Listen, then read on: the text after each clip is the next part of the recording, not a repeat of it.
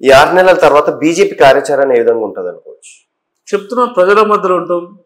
ఇచ్చిన హామీలో నెరవేర్చకపోతే ప్రజల వైపు కొట్లాడతాం. ప్రజలకు ఏ సమస్య ఉన్నా సమస్యల మీద పోరాటం చేయడం భారతీయ జనతా పార్టీ ఫస్ట్ నుంచి ఉన్నదే, ఇప్పుడు కూడా ఉన్నదే, రాబోయే రోజులు కూడా తెలియదు. ఓకే. అండ్ తర్వాత చూసుకున్నట్టయితే ఇప్పుడు కాంగ్రెస్ వర్సెస్ బీజేపీనా మొత్తం నడిచేది?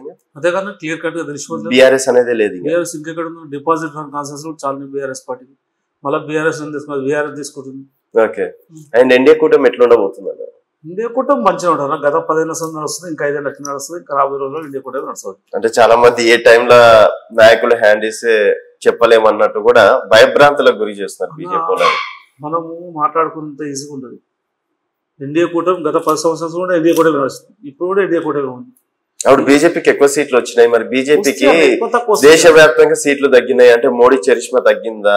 అండ్ మీరు చేసే మతతత్వ రాజకీయాలు ఏదైతే ఉందో, రావణ్ గుడి కట్టించింది, అక్కడనే బీజేపీ ఓడిపోవడం అనేది జరిగింది. సో ఇప్పుడైనా మీ మతతత్వ పార్టీలు మతతత్వ రాజకీయాలు బంద్ చేస్తారా? ప్రజల కోసం ఆలోచించండి. రాజుభాయ్ ఒకటి ఆలోచించుకో, మతతత్వ రాజకీయాలు మేము చేయము. ఏదన్నా స్కీమ్స్ చేస్తే అందరికి మతాలకు అందరికి అంతా తెలుసు, కానీ ఒకరికి ఒకటి, హిందువుల కోటి, క్రిస్టియన్స్ కోటి, ముస్లింలు కోటి ఎప్పుడైనా తెచ్చేవాళ్ళు ఎక్కడైనా చూసినావా?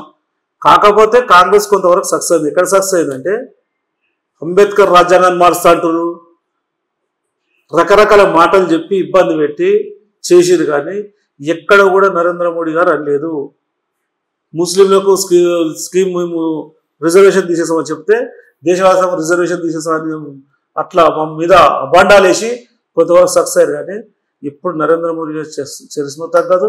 భారతీయ జనతా పార్టీ మీద ప్రజలకు నమ్మకం ఉంది. ఇప్పుడు కూడా మనం యాదపెట్టుకో, ఎప్పుడో మనం పుట్టినప్పుడు నెహ్రూ గారు 3 సార్లు గెలిచింది, కానీ ఇప్పుడు గెలిచి మళ్ళీ నరేంద్ర మోడీ 3 సార్లు డైరెక్ట్ ప్రధానమంత్రి అయ్యాడు.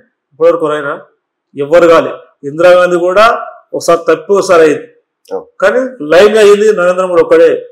నరేంద్ర మోడీ తర్వాత ఇంకా ఎవరు ఎప్పుడైతే కూడా చూస్తూ వస్తున్నాం. ఎందుకంటే మనం ఇప్పుడు విన్నాం నెహ్రూ గాంధీ 3 సార్లు ప్రధానమంత్రి అయ్యాడు, కానీ ఇప్పుడు చూస్తున్నాం కళ్ళారు నరేంద్ర మోడీ గారు. గతంలో ఎట్లుండే ప్రభుత్వము ఇప్పుడు ఎట్లుంది, మనం ఏ దేశానికి పోయినా నరేంద్ర మోడీ గారిని ఎట్లా గౌరవిస్తారు, నరేంద్ర మోడీ గారిని గౌరవిస్తుంటే మనం అందరం గౌరవించాడు కదా. మన దేశం ప్రతిష్ట ఏ విధంగా పెంచుకుంటాం, వీళ్ళు ప్రపంచ దేశాలు నరేంద్ర మోడీ వస్తే ఏ విధంగా వెల్కమ్ చెప్తున్నాయి. గతంలో ఎట్లుంటుంది ప్రధాని పోతే ఇవన్నీ చూస్తున్నాను, ప్రజల మధ్యలో అంతా ఉంది. కాకపోతే ఏంటంటే అంబేద్కర్ రాజ్యాంగాన్ని తీసేస్తారు, వీళ్ళు వస్తాయని రిజర్వేషన్ ఎత్తేస్తారు. ఇవి కావాలని ఎట్లా అంటే చెప్పింది చెప్పి కొంతవరకు తగ్గించిన మాట వాస్తవం. రాబోయే రోజుల్లో ప్రజలు తెలుస్తుంది కదా, అంబేద్కర్ రాజ్యాంగాన్ని మారుస్తారా మారవరా అనే విషయం తెలుస్తా. క్లియర్ గా అంబేద్కర్ రాజ్యాంగాన్ని మళ్ళీ అంబేద్కర్ పుట్టినా కానీ ఆ రాజ్యాంగాన్ని మార్చే ప్రసక్తే లేదని చెప్పాడు.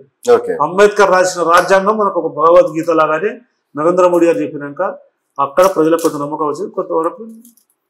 సో ఇక్కడ రాష్ట్ర నాయకత్వం సరిగ్గా లేదనే వాదన అనేది చాలా రోజుల నుంచి వినిపిస్తుంది అన్న. నిజంగానే ఇక్కడ రాష్ట్ర నాయకత్వం సరిగ్గా లేదా?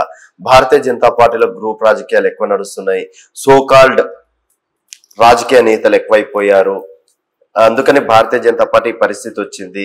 లేకపోతే ఈరోజు భారతీయ జనతా పార్టీ అధికారంలో ఉండేది 10 స్థానాలు ఎంపీ స్థానాలు గెలిచేది అని చెప్పేసి బయట టాక్ అని. ఇది మీడియా, కొంతమంది మీడియా, కాంగ్రెస్ పార్టీలు, టీఆర్ఎస్ పార్టీలు కావాలని 2 గ్రూపులు ఉన్నాయి, రకరకాలు చెప్పుకుంటూ వచ్చారు. బీఆర్ఎస్ పార్టీ బీజేపీ పార్టీ ఒకటి. అది ఇవి చెప్పి మమ్మల్ని ఇబ్బంది పెట్టింది. నిజంగా కూడా నువ్వు అన్నట్టు మొన్నటిసారి మేము అధికారంలోకి వచ్చేది. కాకపోతే ఏంటంటే ఒక బీఆర్ఎస్ బీజేపీ ఒకటే అనే విధంగా కాంగ్రెస్ పార్టీ చెప్పి సక్సెస్ అయింది. కొంత మీడియాను కొనుక్కొని మాకేమో అట్లా అలవాటు లేదు, మీడియా మా సొంతం చేసుకోవడం, పేపర్ మా సొంతం లేవు.